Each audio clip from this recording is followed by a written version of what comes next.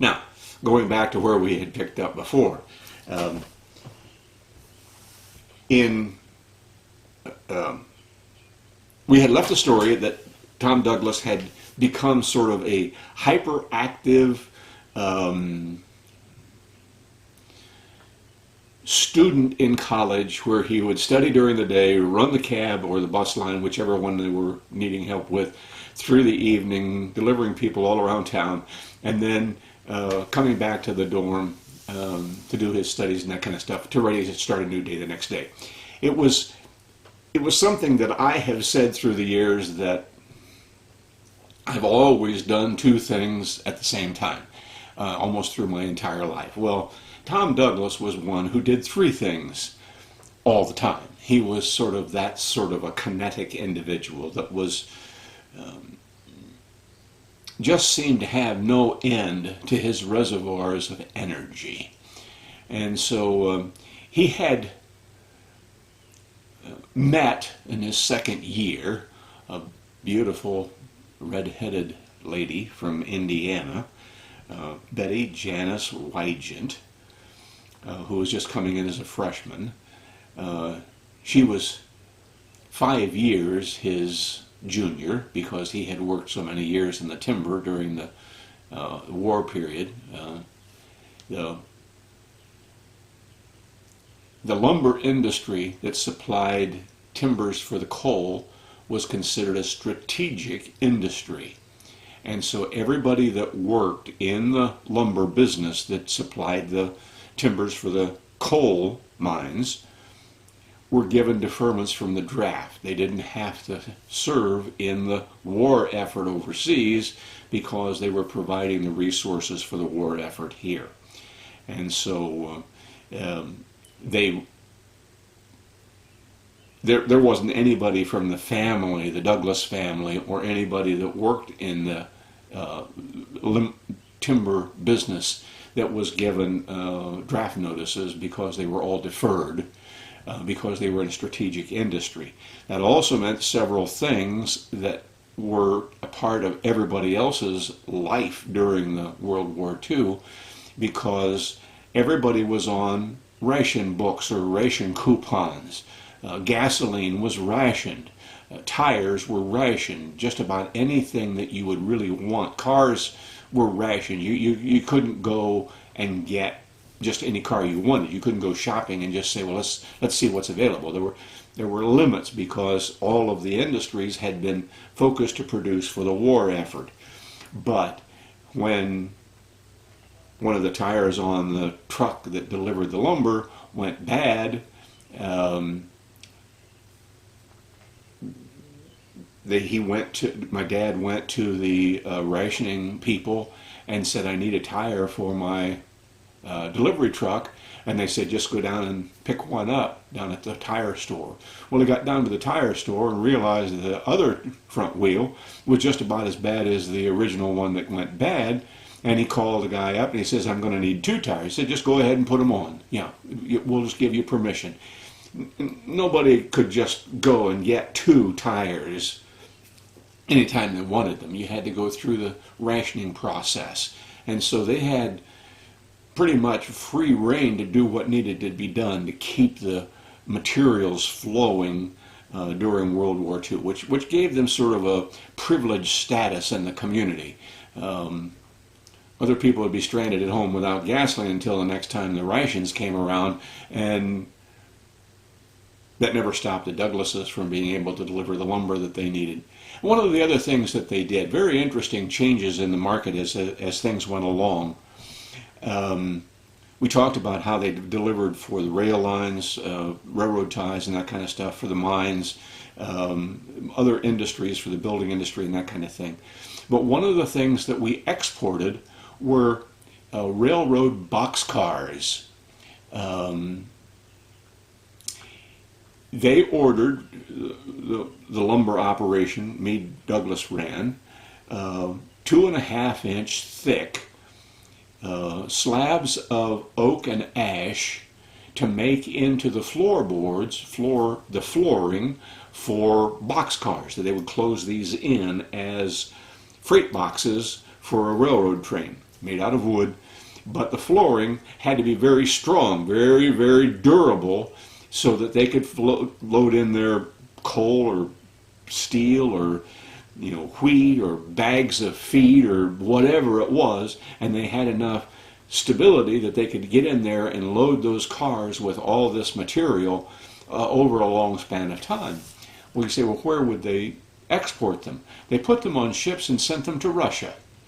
The Russian rail line had a very narrow gauge track system compared to our own here, so all we sent over was the wooden box, and then they would mount them on their own railroad chassis that they would, hook up into the train. But it was a railroad car made in Pennsylvania.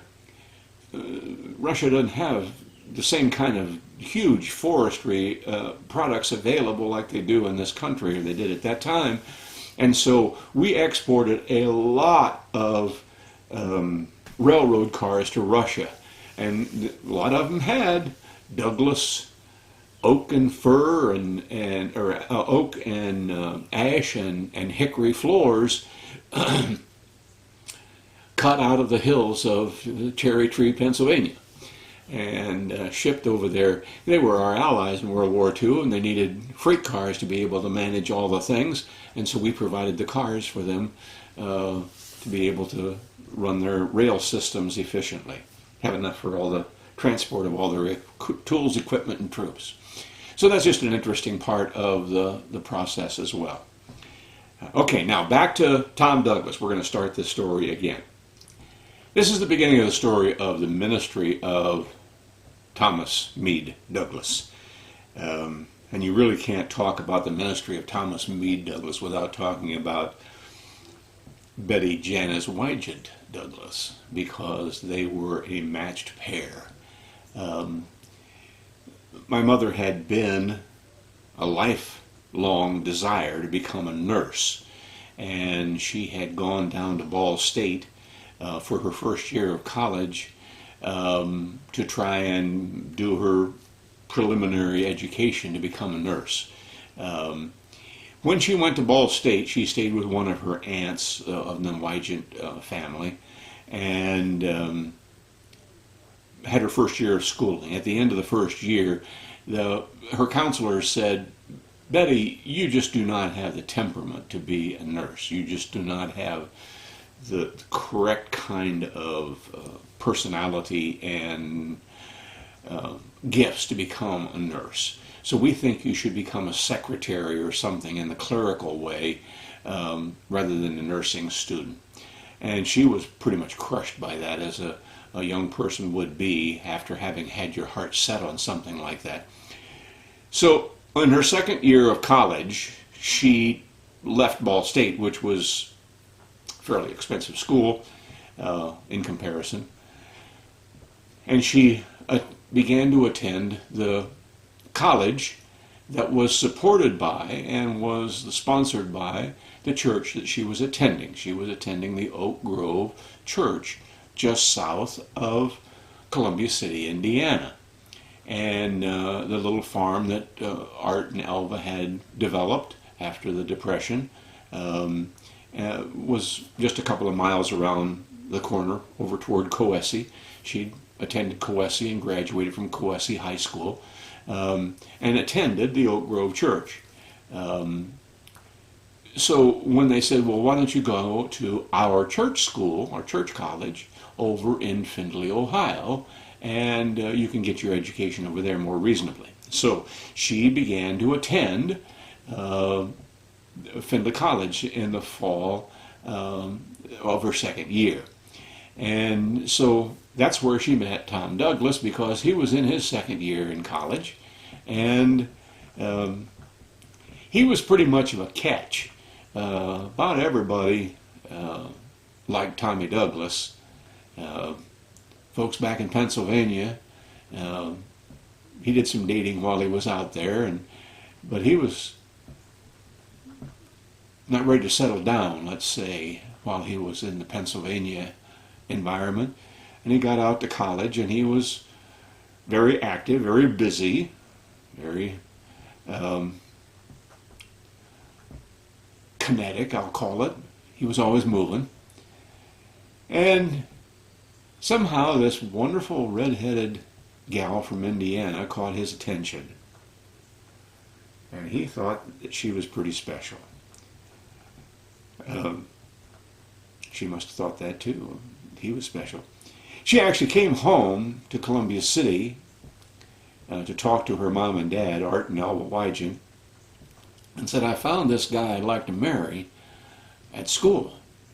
And Alva Wygen, that'd be her mom, had come out of a family where there had been a number of, let's say, episodes of mental instability.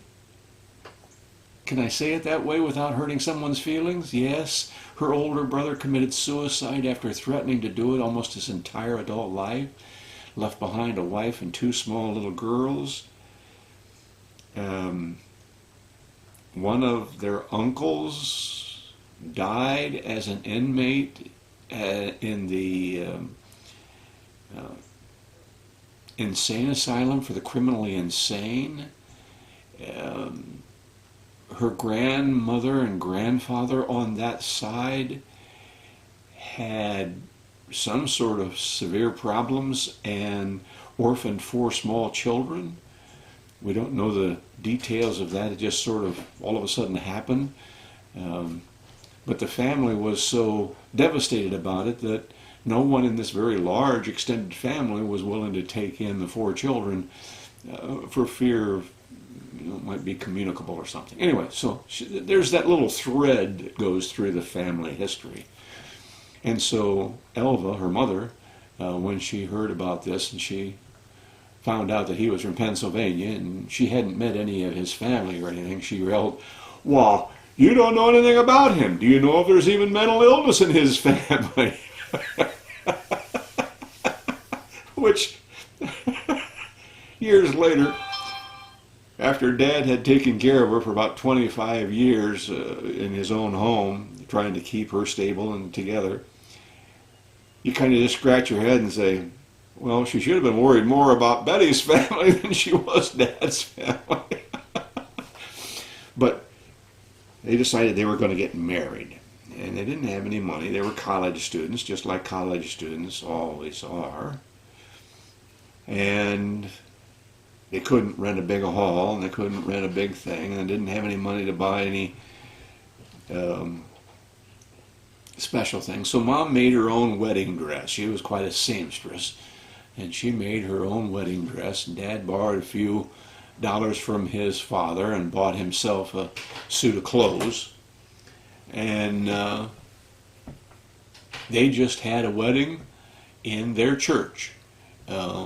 At college, they didn't have a church right there, but they used the main auditorium in the old main building on campus for the college church chapel. So they used the college church chapel on June 30th, 1946. They were married, and they became quite a team of ministry. And so that's where they got their start. Now I want to just take a second and say they continued to go to school and continued to try and complete their education. But it got very challenging because Dad always had to be on the move.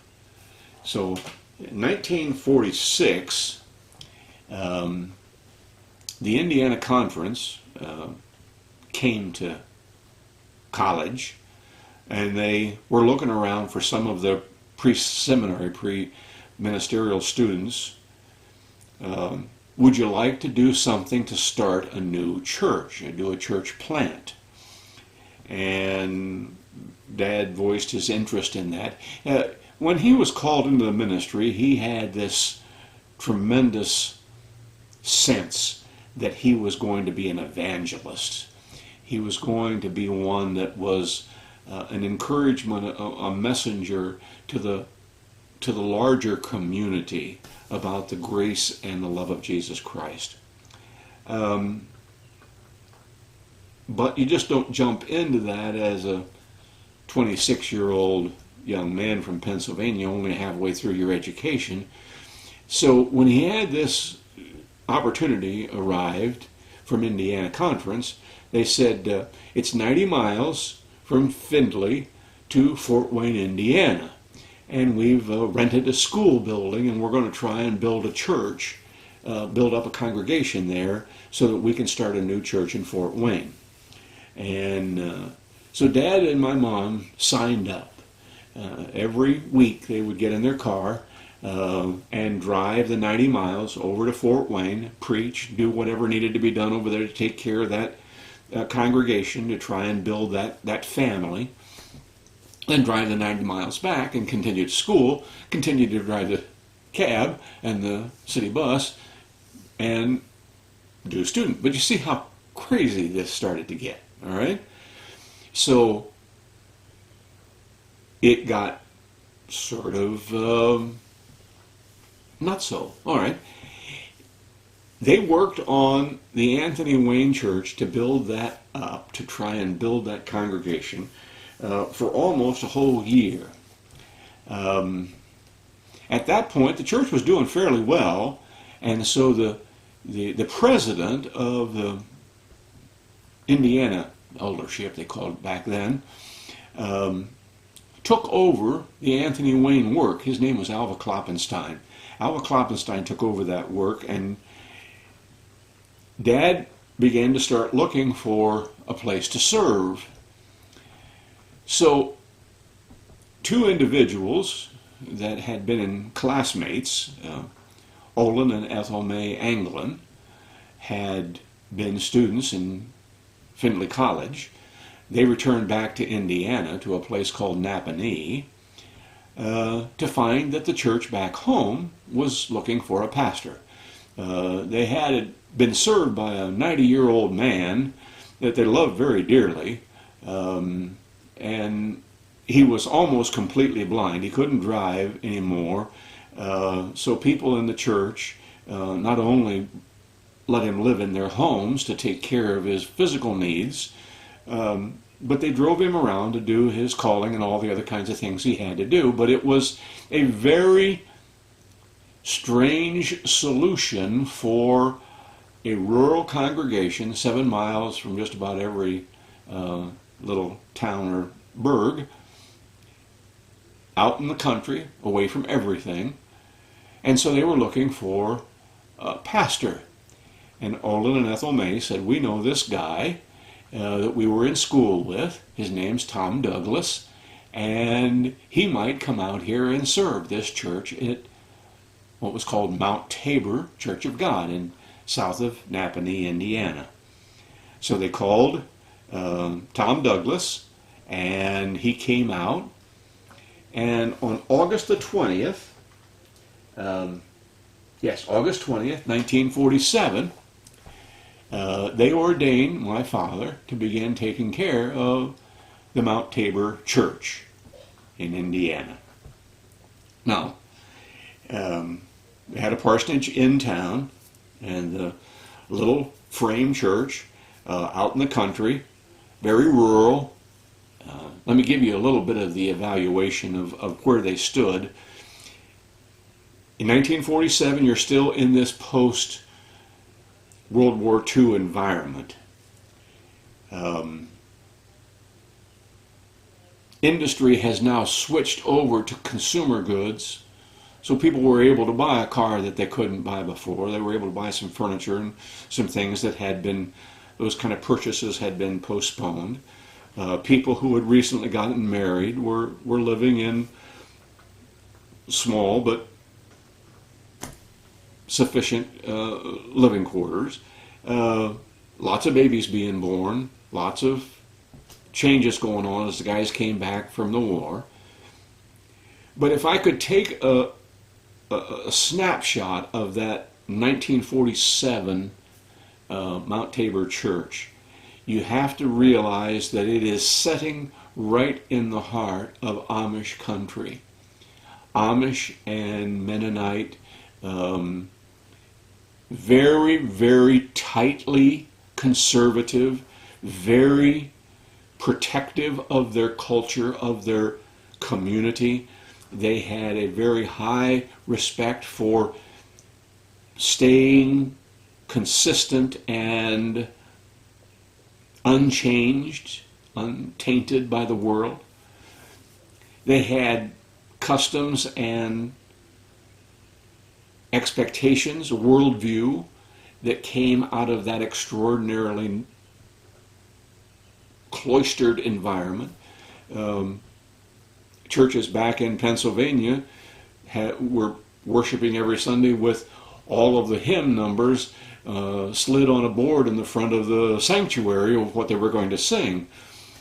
But for instance, Mount Tabor, you couldn't even write the numbers from the hymnal on a piece of paper because that would squelch the Holy Spirit's work. You were supposed to let the Holy Spirit move you even to the point of what songs you were going to sing in the worship service. There was no bulletin, there was no announcement in any way of what the service was going to be or who was going to be involved or what was going to happen during the service. No expectation of, anything else. These are people who at least twice in each worship service would turn around backwards in the pew, kneel on the hardwood floorboards to pray at their pew, kneeling down. They were extremely fixed on keeping their traditions and their order that they had always had. If you're a young student still finishing school, pastor, and you come into a community with that sort of expectation, you can feel quite frustrated. The Mount Tabor Church was a good group of people. I mean, they were a super group of congregation, but they had many pressures to try and bring them because they were in a society that was changing. This is post-war. Half the congregation had come back from the war, those who had been in the war, and they looked at those who had stayed at home and worked the farms as being the chickens. And so there was this animosity of people who had been called into the draft and looked at people who had stayed right here at home. They'd gotten married, they'd started their families, they were working the farms. There was a degree of anger and resentment toward those who were the chickens that didn't go. There were all kinds of fights about how to keep their community together. They had local little one-room schools that they loved, and they didn't want to have any consolidated school systems. And yet the state of Indiana and their community as a whole was closing down the individual country schools and having buses take their students into town to combine them into larger groups and classes so that they could have more opportunities to learn and study with a wider variety of materials and resources that they could use. But there was a tremendous resistance to that. They didn't want to lose the identity of their community. This was a very tightly knit, very closed cell community. And they didn't like people to come in and change things. In fact, half of the congregation coming from Nappanee wanted the schools consolidated.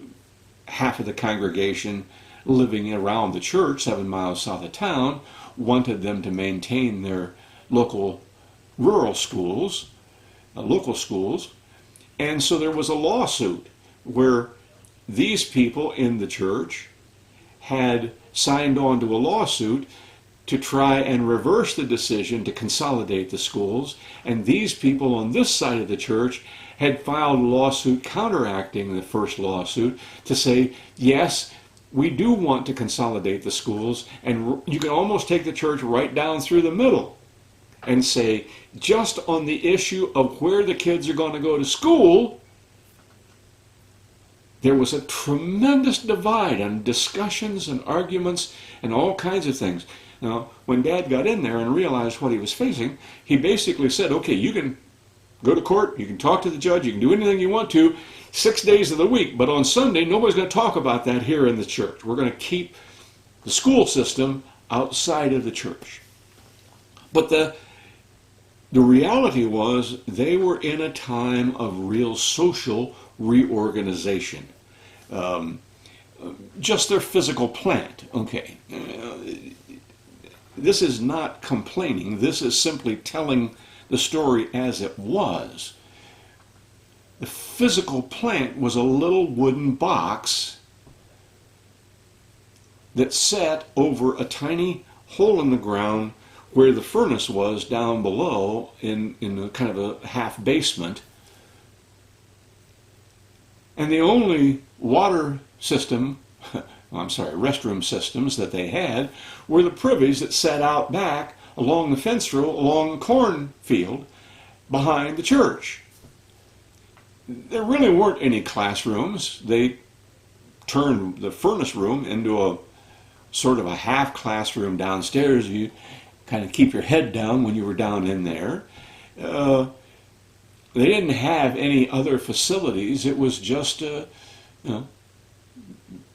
could go out and pump water on the handle of the pump if you wanted to change some baby's diaper, but it was very, very primitive. 1947,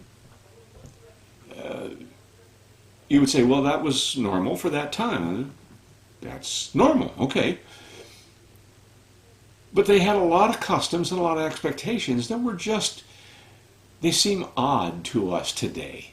For instance, they didn't pass the offering plates. Passing offering plates was considered too high church. It was too Catholic, too structured.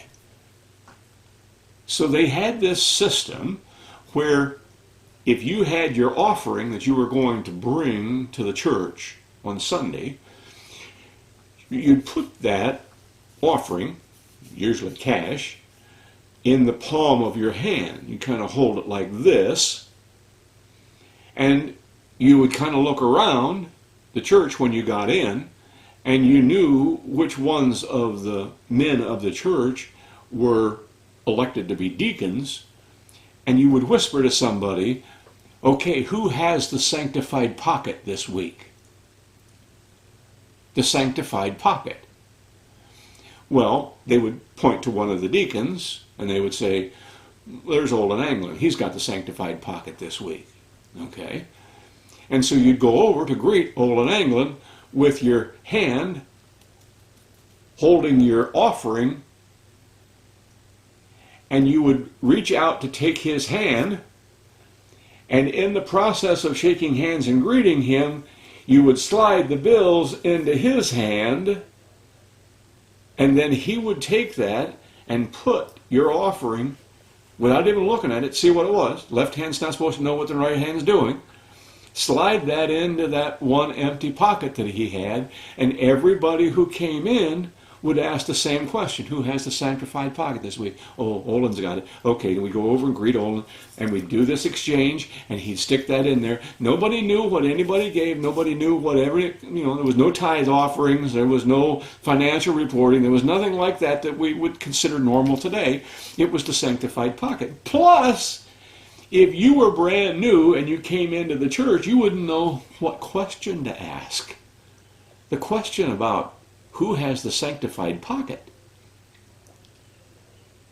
just wouldn't come up in normal conversation. So you'd sit in the pew, you would listen to the songs, you would sing, you would have a part of the sermon, you would be involved, and without anybody asking for an offering or leaving a plate at the back or anything else, You just turn around and take your family back home, and you didn't share. It was difficult to pay the bills when everybody couldn't participate. It was only the old timers who knew how to ask the question and knew what the system was. Years and years went by. Once in a while, Dad would hand Elsie Stackhouse the hymn numbers that he wanted to sing that Sunday for something special. And she would rear back, her head would go back, clear up, looking straight up at the ceiling. And, oh Lord, keep us from getting too, unspiritual, not moved by your Spirit. Help us, Lord, so we don't get too formal. And it's a little hard to, she's the music leader, and it's a little hard to move forward when people are trying to say, no, that's not God's plan. That can't be. You can't be inspired ahead of the worship service to know what you were going to do. Oh, one thing led to another. It was quite an interesting thing. My dad, at one point, became so frustrated that he just couldn't stand it. When they hired him, they offered to pay him $1,800 a year.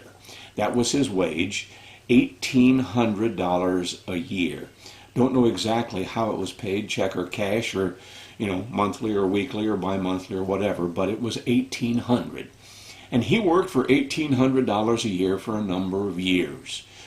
And as the church began to thrive, began to grow, and he had a lot of energy, and he rounded up kids that, they didn't have a playroom, they didn't have a gymnasium or anything like that, but he'd gather them up in his car, usually a big old Packard or something like that with lots of room on the inside, and he'd pick them up from all the little neighborhood farms and places where he'd get out and talk to people, and he'd bring them down to the church, and they'd play games out in the church parking lot area, gravel lot. Or he'd take them into town and they'd sit in our living room in the parsonage and play Duck, Duck, Goose, or one of the other games that they loved to play. And the house was alive with people coming and going, and the church was becoming more and more alive, becoming more and more younger in age and a lot more active. And so finally the church said, it's kind of embarrassing. We're still reporting to the state eldership that we're only paying our pastor $1,800 a year. It's well below standard,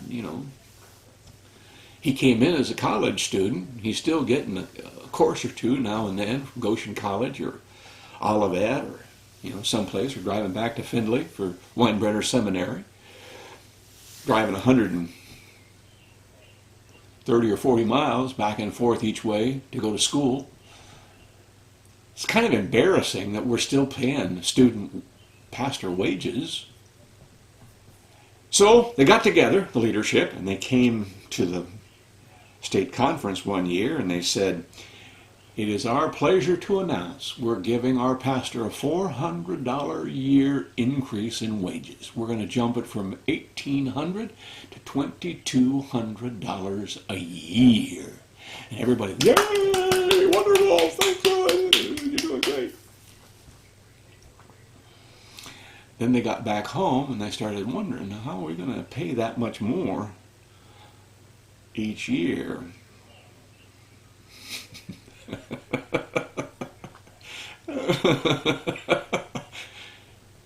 Numbers didn't tally too good. They were still just passing the offering this way. People asking questions, how do you pay for this thing? Nobody's going to talk to them about it. It has to be all hidden. If you don't know it ahead of time, you can't ask the question, because one person's not supposed to know what another person is doing. It's all supposed to be individual, and it's supposed to be such that no one knows anything about what's happening on the finances. So they finally came back to Tom and they said, look, we really wanted to give you $2,200 a year, but we don't know how we're going to do that, so we're going to roll it back to $1,800 a year. So Dad said, okay, I'll work for $1,800 a year, but you have to give me the freedom to work a second job. Well, they didn't have much choice. They couldn't come up with the extra $400 a year. So they said, all right, we'll let you work a second job. So Dad went down to Wise's Furniture and began to work for Wise's Furniture in all kinds of different roles. He became one of their primary washer, dryer, appliance repairmen, and sent him to school, and he got all kinds of training to do all kinds of, he moved furniture and did all kinds of things. He was quite a partner in the Wise's Furniture. Bill and Paul Wise became very good friends. Both of them ended up coming to the church with their families and became leaders in the church besides. So that was just the kind of effect that Dad had on everybody, because he had a magnetic personality. He just really got excited about what the Lord was doing and what the church was doing, and he encouraged everybody to be a part of it. Okay.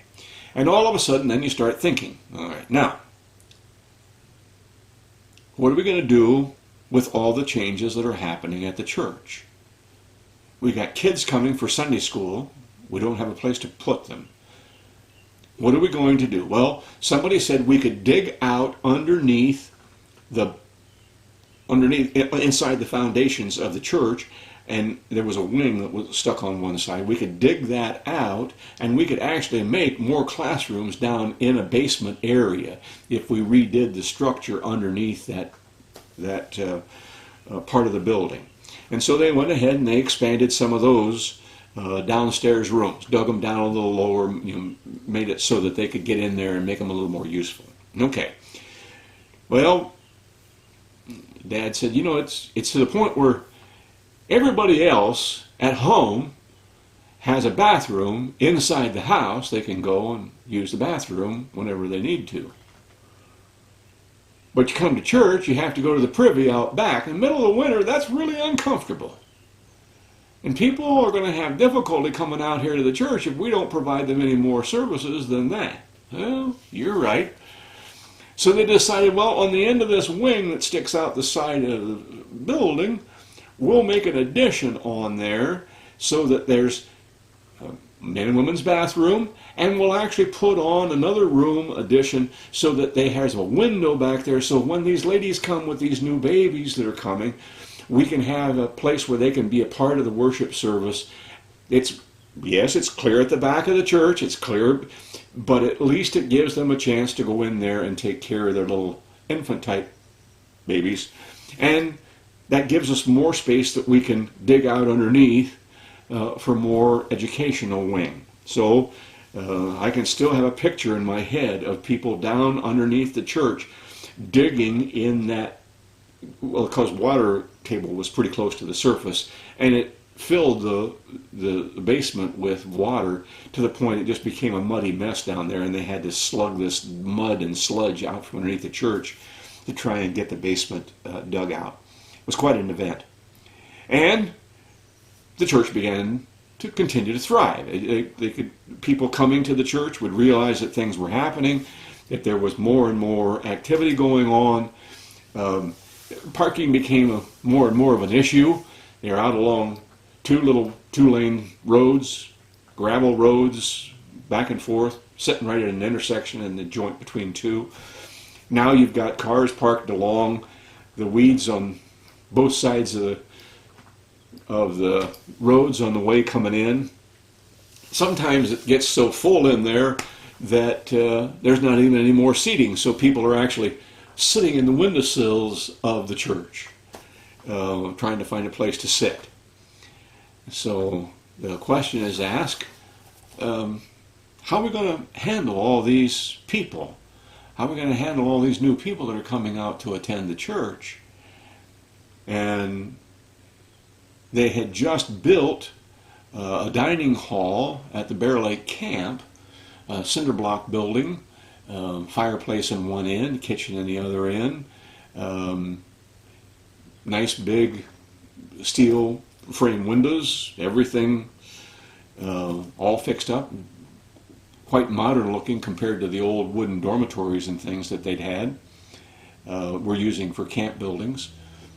And so they sort of looked around and said, where could we find a place we could put this kind of a building as a fellowship hall for educational wing, for activities, for all kinds of things, wedding receptions, all kinds of anniversaries, all kinds of class parties. Where could we do this?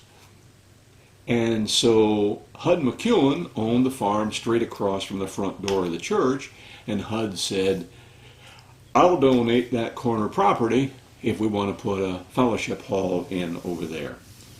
Well, it was down sort of in a swale. It was down kind of in a low spot, so they had to bring quite a lot of dirt in to bring it up level with the road before they started building. But they decided they were going to put a fellowship hall, very, very similar to the dining hall that they were had just made at the Bear Lake camp. And that transformed the Mount Tabor Church. That showed the whole community, we are doing something special here.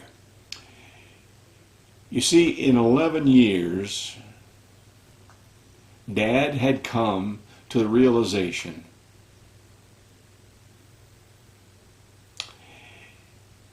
he said it this way in 1974. I have come to believe that there's no organization in the entire world that has more potential to transform a community than a local congregation that's on fire for the Lord Jesus Christ. There is no organization in the world with more potential to change the world than a local congregation that's on fire with the excitement, with the joy, with the miracle of following the Lord Jesus Christ and testifying to His presence and power in the world. And that became the reality at the Mount Tabor Church of God. 11 years. And it went from a little country church who didn't know how to take up an offering. They didn't have a bulletin. They didn't have any kind of structure. Didn't have much of a facility. They were struggling with what to do. That lawsuit in the school system dragged on for 8 long years before the court just finally got frustrated with the whole thing and threw the whole proceedings out.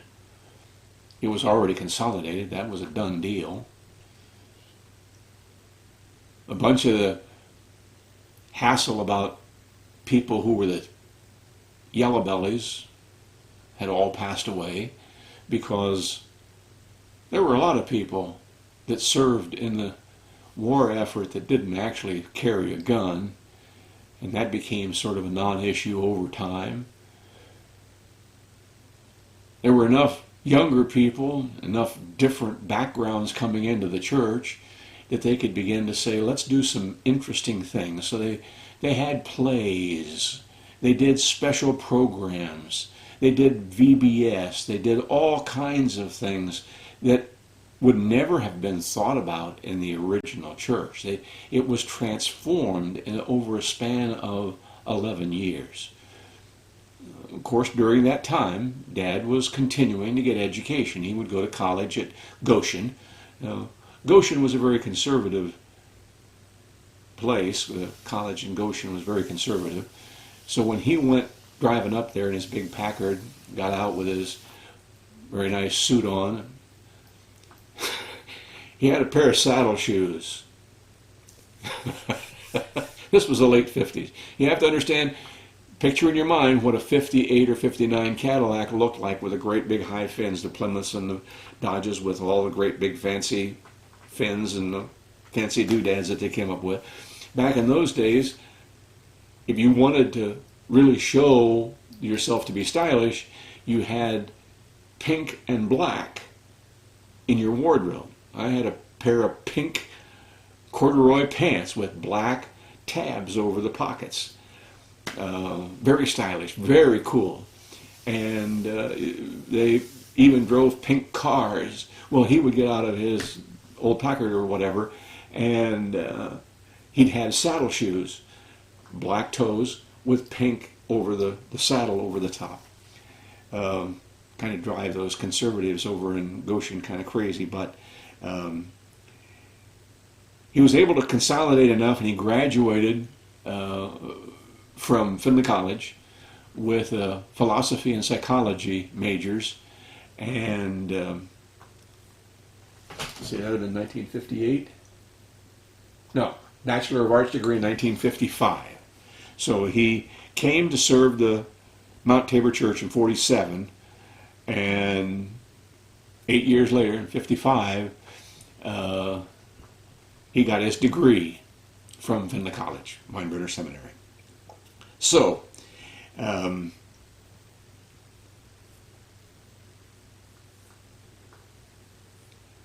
guess I need to tell you some other things about the Nappanee.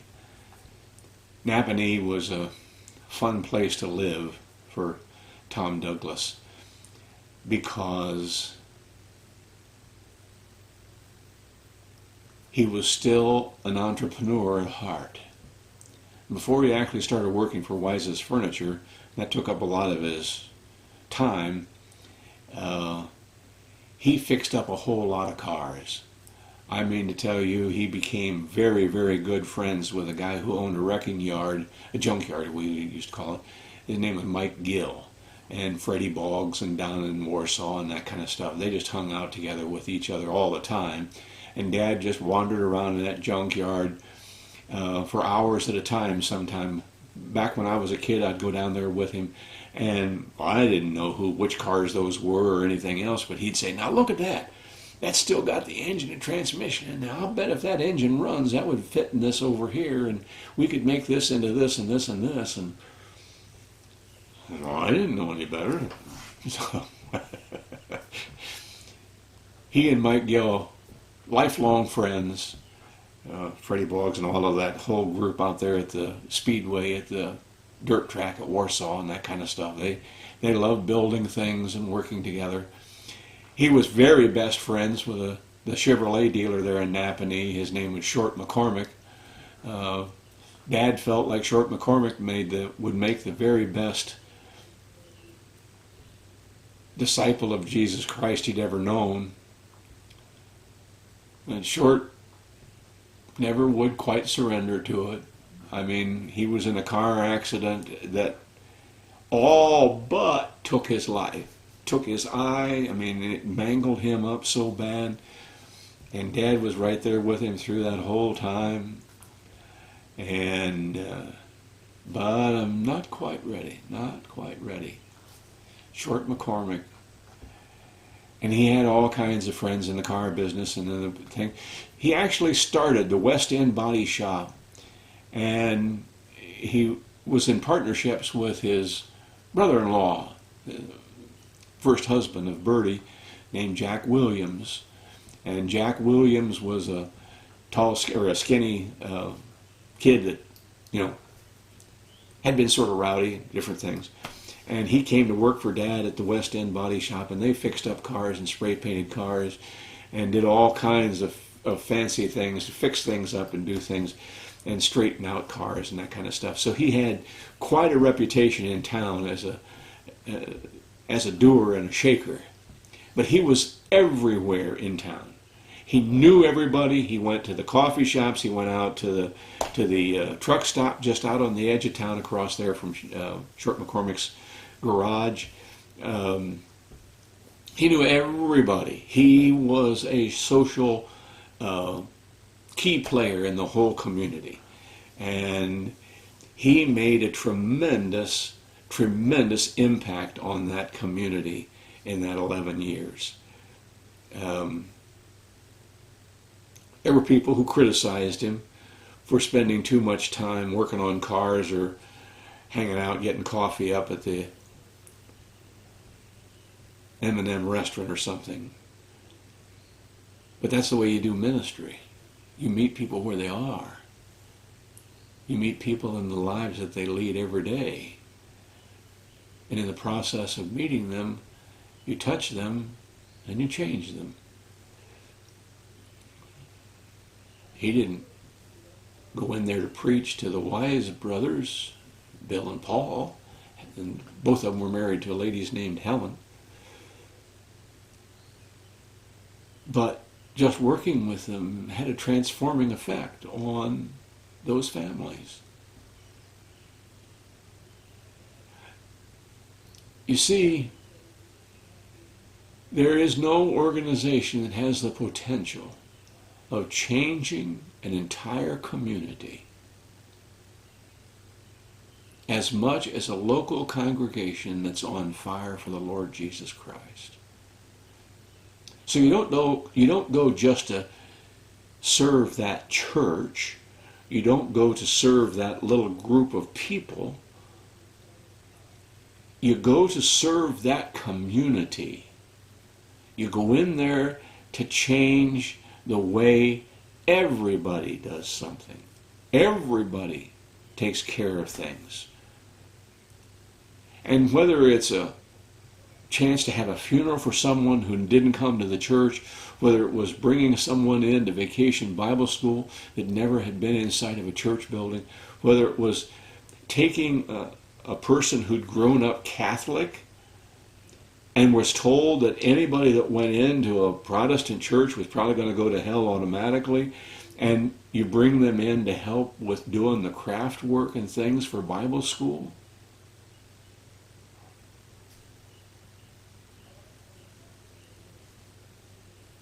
And all of a sudden God does his work. And amazing things happen. And the community is transformed.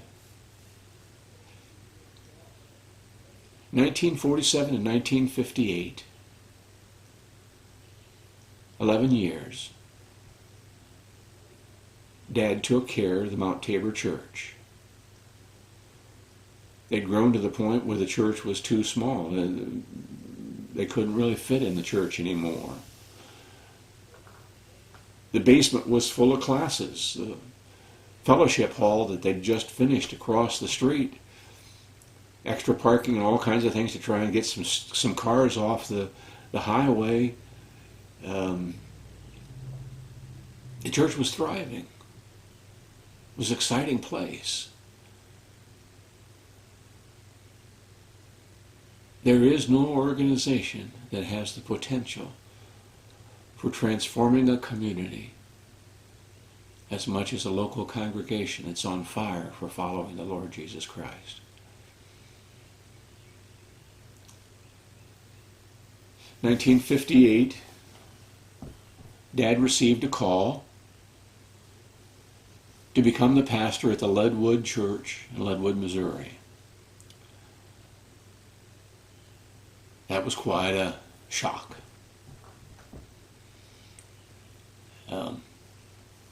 By that time, there were 3 of the kids that had been born into the Tom and Betty's family.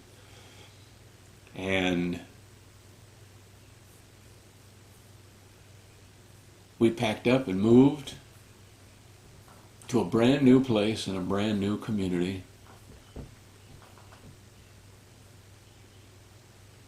Hundreds of miles away from our friends and support people back in Indiana.